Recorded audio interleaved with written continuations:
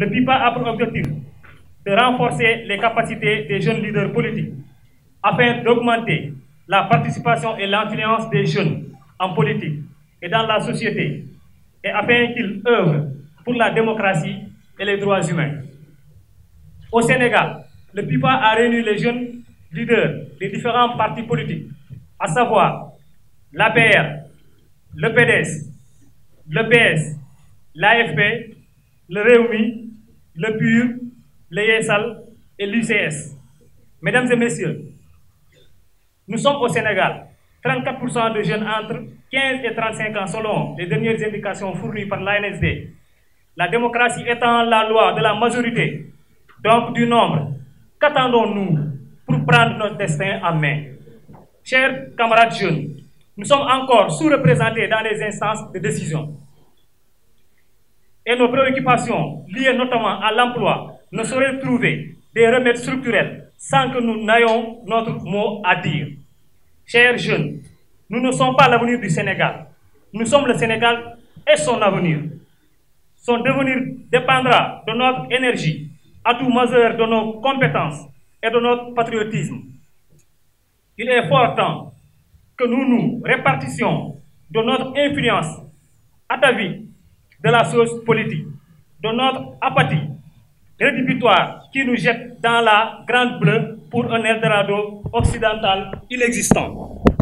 Je suis convaincu que l'immigration clandestine émane certes de nos difficultés, mais possède plus d'une dimension psychologique qu'il urge d'éclairer et de résoudre nos besoins.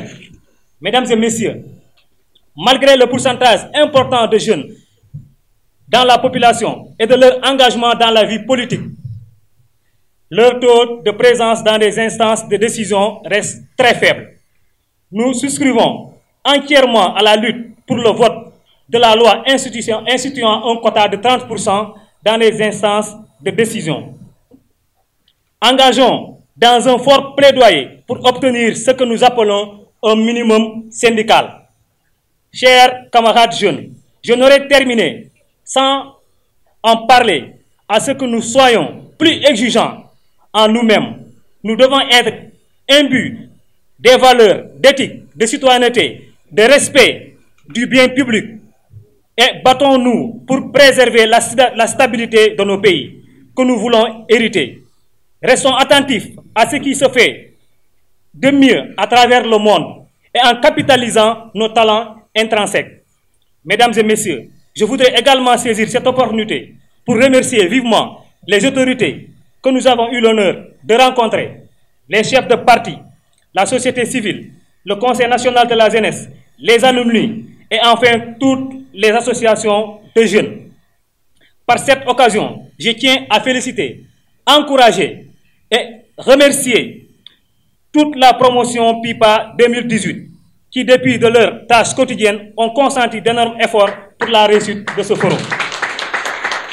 Pour prendre congé de vous, permettez juste de partager cette citation chinoise de Lao Tse qui disait « Un baobab est né d'une grande menue, une tour de 16 étages est partie d'une poignée de terre. » Je vous remercie.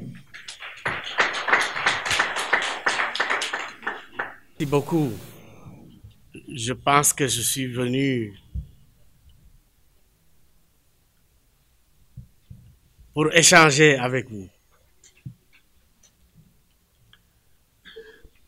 Il y a à discuter d'abord. PIPA, at first,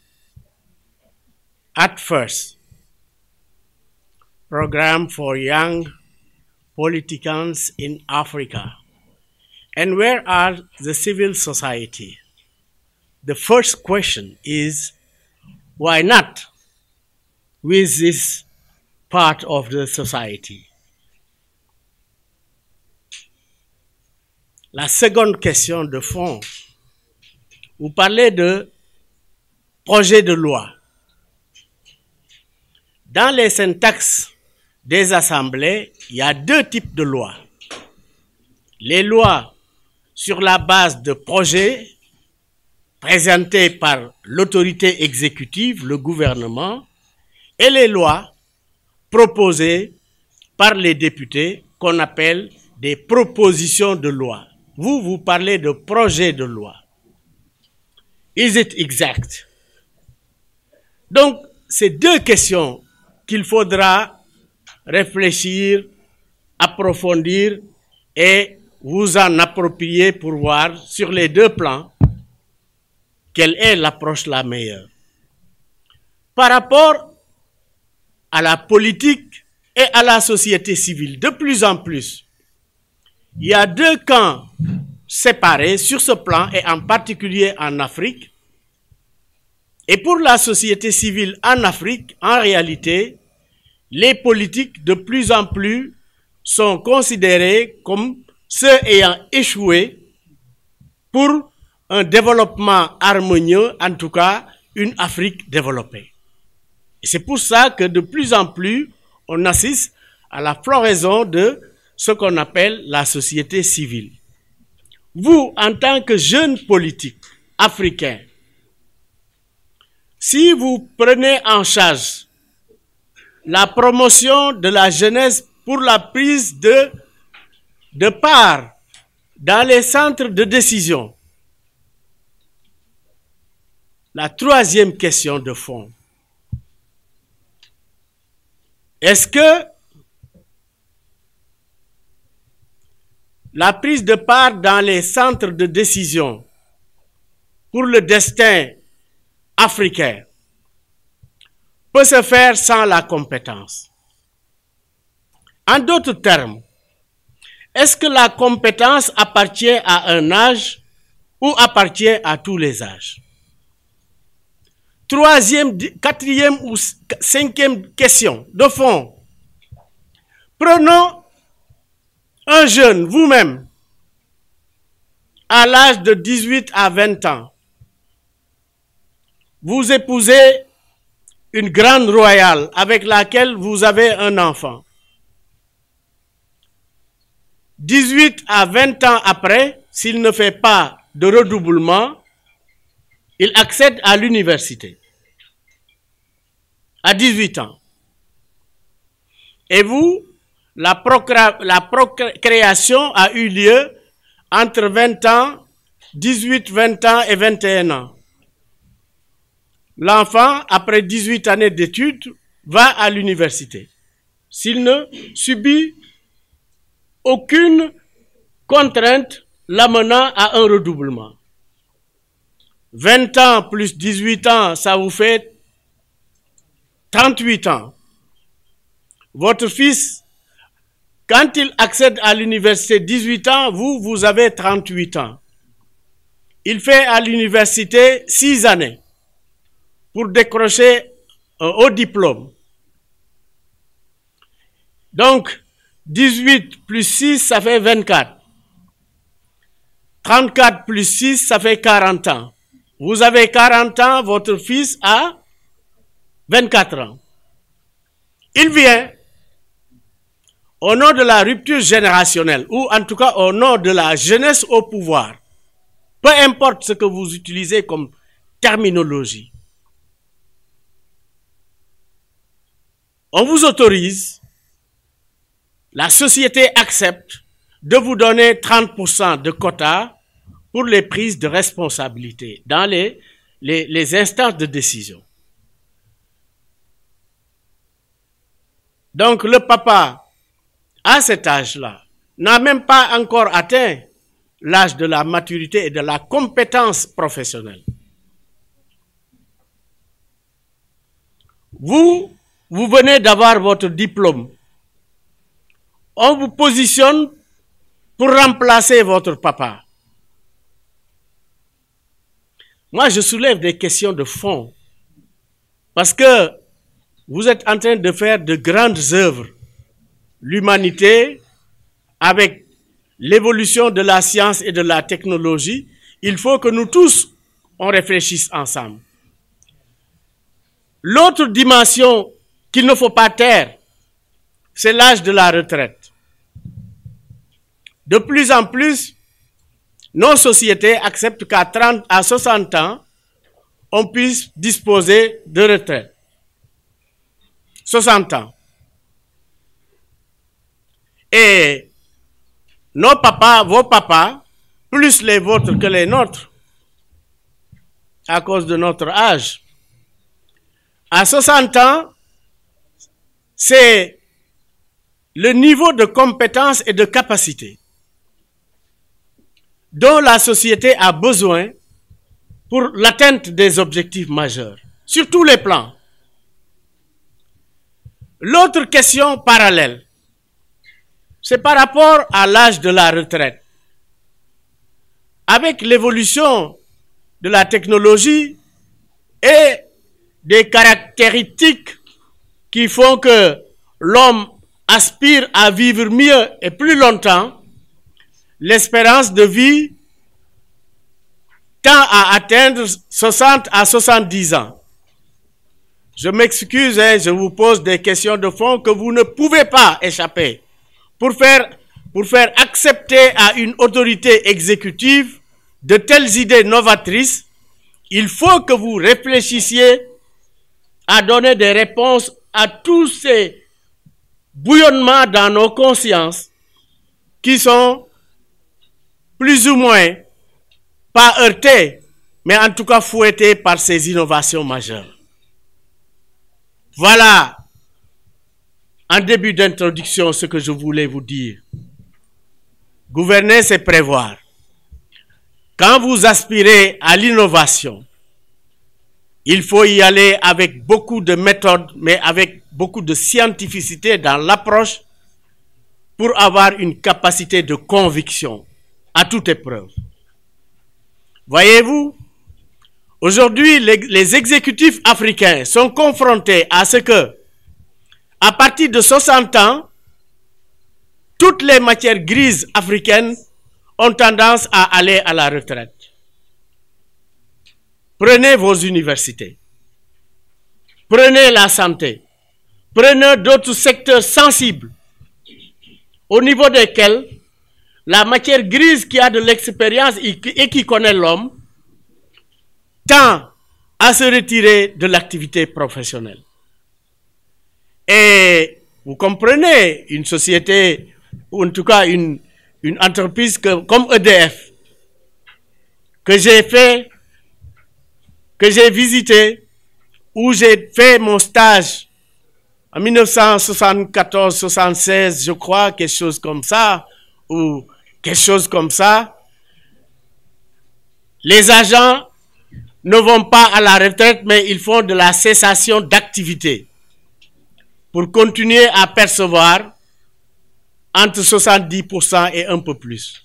Le président de la République, son Excellence Macky Sall, a accepté, ici au Sénégal, pour les professeurs d'université, que certains aillent à la retraite avec des conditions de maintien d'un pourcentage extrêmement élevé de leur salaire.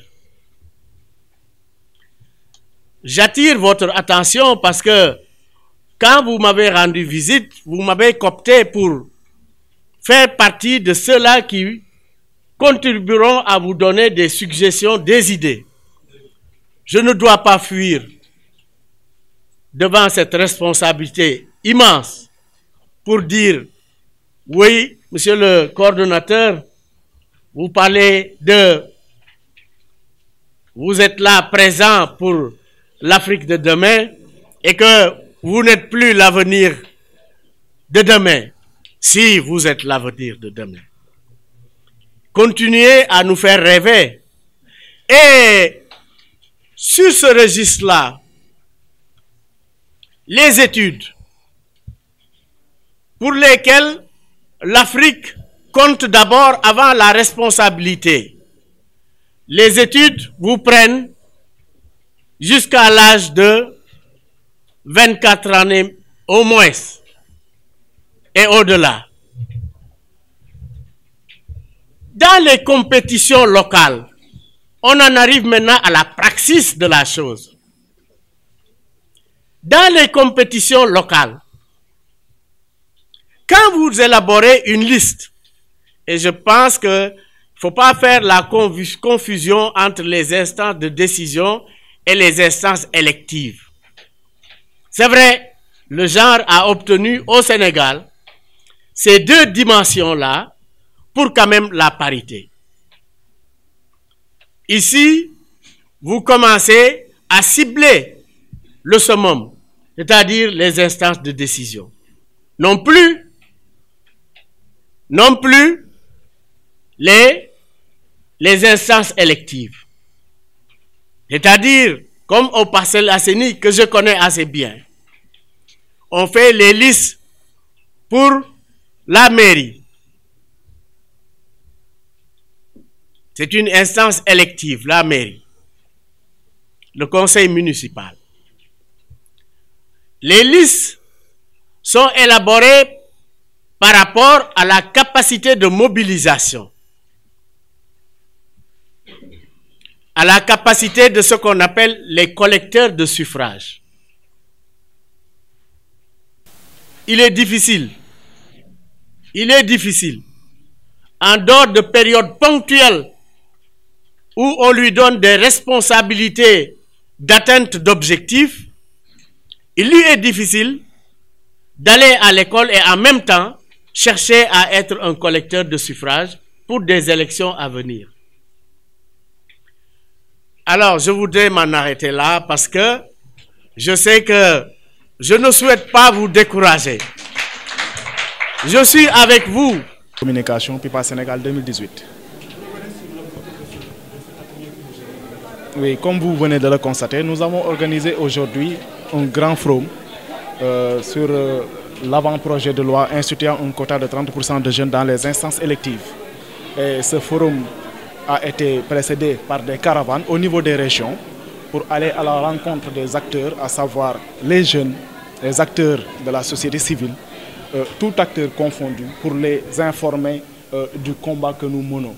Nous avons eu à faire des caravanes au niveau de Ziguinchor, Thiès et Kaolack. C'était des étapes cruciales qui nous ont permis vraiment d'échanger avec les jeunes qui sont vraiment convaincus pour porter ce combat avec nous. Le combat, exactement, oui, le combat, c'est la représentation des jeunes dans les instances électives. Car comme on a eu à le souligner plusieurs fois, si on observe ce qui se passe au Sénégal, avec les données de l'ANSD, l'Agence nationale de la statistique et de la démographie, la population sénégalaise compte 15 millions d'habitants. Et sur les 15 millions, les jeunes représentent 34% de la population. Mais quand même, il faut revenir sur qui est jeune. Nous, on se réfère à la Charte africaine de la jeunesse qui définit le jeune comme toute personne âgée entre 15 et 35 ans. Et si on observe les différentes institutions qui composent ce pays, les jeunes sont sous-représentés, à savoir l'Assemblée nationale, où sur 165 députés, il n'y a que 4 jeunes. Si on voit les conseils départementaux, sur 45 départements, il n'y a qu'un seul jeune. Au niveau des mairies, il en va de même, sur 557 communes, il n'y a que 29 maires. Vous voyez, la configuration des institutions politiques montre une sous-représentation de la population jeune. Ce qui est quand même déplorable, c'est pourquoi nous comptons mener ce combat pour avoir au moins 30% dans les instances électives. Mais évidemment, on ne peut pas réclamer un tel quota sans pour autant s'assurer que les jeunes qu'on va envoyer dans ces instances vont répondre aux besoins qui les attendent. D'autant plus qu'on ne peut pas prétendre servir son pays sans pour autant être armé d'un minimum de connaissances. Et comme vous le savez, les jeunes avec leur bagage académique, les jeunes avec leur expérience associative, les jeunes avec leur enthousiasme et leur énergie peuvent vraiment imposer un changement dans ce pays. C'est ce qui explique même la citation de Cheikh Anta Diop qui disait qu'à science égale, la vérité triomphe. Formez-vous, armez-vous de science. Armez-vous de sciences jusqu'aux dents et arrachez votre patrimoine culturel. Et comme vous le savez, il n'y a jamais eu autant de jeunes aussi bien formés dans ce pays. Oui, pour les perspectives, nous avons rencontré pas mal d'acteurs. Nous avons rencontré les chefs de parti et éventuels candidats à l'élection présidentielle. On peut noter l'exemple de M. Modou Diagne Fada, qui compte, lors des prochaines élections législatives, d'appliquer cet avant-projet de loi sur les listes qu'il compte mettre en place. Et plusieurs hommes politiques nous ont donné des conseils et des recommandations, mais aussi parmi les perspectives les plus importantes, nous voulons rencontrer le président de la République pour parler avec lui de l'existence de cet avant-projet de loi, pour qu'on puisse vraiment permettre aux jeunes d'accéder à ces instances. Oui, le PIPA c'est un programme de renforcement de capacité qui regroupe 3 pays, le Sénégal, la Côte d'Ivoire et le Togo. Et au niveau de chaque pays, il sélectionne les partis politiques ayant obtenu des résultats satisfaisants lors des dernières législatives. Pour le cas du Sénégal, nous avons 8 partis politiques, à savoir l'AFP, le PDS, l'APR, le LDR-ISR, le PUR, le Rewmi, l'UCS et quel autre parti? Le Rewmi, je l'ai dit tantôt. Donc, et le PS, le Parti socialiste. Vous voyez, c'est la richesse même de ce programme qui est l'unique instance qui regroupe des jeunes issus de partis politiques différents. Ce qui peut contribuer à vraiment apaiser le climat politique afin de permettre à notre pays de pouvoir bénéficier de l'expérience et de l'engagement de ces jeunes. Est-ce que tous ces partis politiques-là sont représentés, je veux dire par rapport à leurs jeunes, au niveau de votre organisation? Mais pensez-vous que ce serait légitime en tout cas de pouvoir faire une proposition de loi alors que ces jeunes ne sont pas représentés? Mais effectivement, tous ces partis que je viens de citer, ils sont au nombre de 8. Tous ces partis ont leurs membres dans ce programme. Et ils ne sont pas été choisis comme ça. C'est à l'issue d'un entretien qu'ils ont été choisis. Parce que chaque parti, par exemple, le PUR avait envoyé 4 candidats, mais sur les 4, ils ont subi un entretien avec les facilitateurs et ils ont retenu les 2 meilleures candidatures. Vous voyez, ce qui signifie que le choix n'est pas fortuit, c'est un choix raisonné, un choix objectif. Et c'est ce qui explique la pertinence de ce combat, parce que nous tous, nous portons ce combat dans nos partis respectifs, ce qui veut dire que nos jeunes s'identifient à travers ce combat. En tout cas, notre objectif est quand même de rencontrer le président, et nous pensons que si toutefois que le président rencontré, il y a de fortes chances pour qu'il puisse introduire cet avant-projet de loi à l'Assemblée nationale, d'autant plus que, comme le président Abdoulaye l'avait fait avec les femmes, nous devons réécrire l'histoire politique du Sénégal. Parce que quand même les jeunes ont leur mot à dire.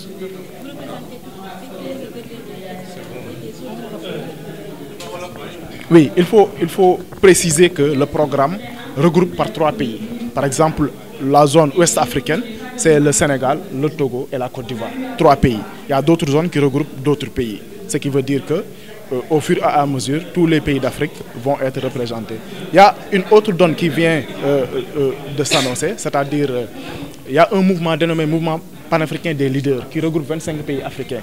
Ce mouvement a pris notre projet de loi et compte lui aussi mener ce combat à l'échelle continentale. Mais seulement il faut préciser que ça ne sera pas un combat facile. Parce qu'il y a des pesanteurs qui entravent réellement l'émancipation de la jeunesse politique. Parmi ces pesanteurs, on peut citer la pesanteur économique, parce qu'on sait qu'au sein des partis politiques, il faut quand même avoir des moyens pour exister.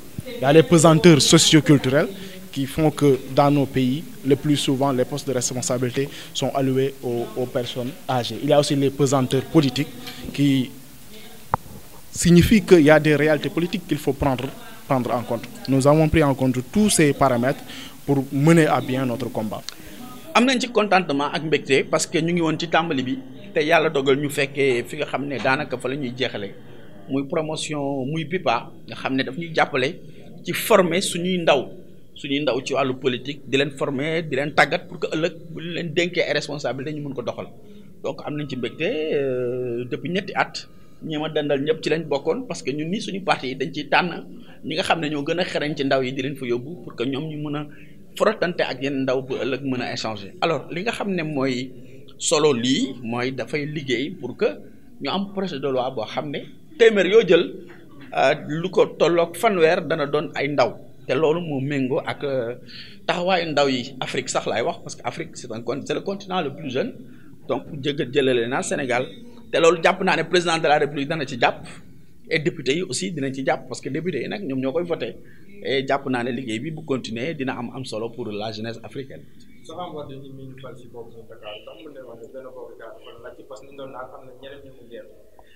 xam nga man Sénégal li ko yàq mooy ay rumeur ñi nga xam ne dañuy pettaaw ci wàllu politique kenn gisul tey candidat Benno Bokk Yaakaar jàkkaarloo ak Soham Wardini ñi mu jàkkaarloo ñëpp ay candidat wu taxaw Ndakaaru la ñoom la seen biir ñoom i neen la donc Benno Bokk Yaakaar lu tax ñu ko ci tudd kan moo mës a dégg benn candidat yëkkati kàddoom ne man maay candidat Benno Bokk Yaakaar il n'en a pas existé ñu ngi koy ñaanal yàlla na réussir ak jàmm parce que loolu mooy li am solo merci beaucoup.